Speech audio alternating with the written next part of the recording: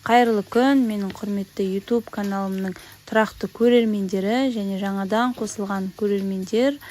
Сіздермен бірге мен Жаңылсын. Бүгін біздер ауылда сирақтарды үйітіп, күшті холодец дайындадық. Жолдасым сирақтарды күштетіп үйітіп берді. Бұдан кейінгі шаруа енді ол менің жұмысым. Осылай шамалы фейри құйып, теркінің көмегімен 2-3 қайтара сирақтарымды әппақ қылып жуып алдым.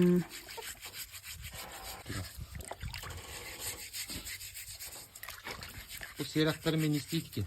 Холодец да. Холодец.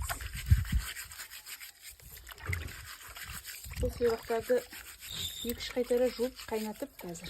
Сосын пісіреміз, холодец қыламыз. Холодец сол үлкен адамдарға өте пайдалы, буынға, әсіресе буын ауыратындарға холодец көп жесе күшті көмектеседі. Әдемі етілген екен.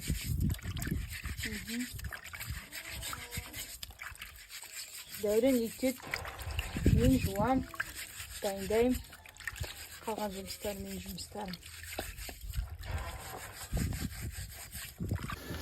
Міне қыздар, жаңа мясорубкадан өткізіп, сосын тұзын, қара бұрышын салып, чесногын салып, лавровый лист салдым. Енді бір қайнатып аламын. Таңертеңгілікке, таңертеңгі шайға, сосын бестегі шайға күшті холодец.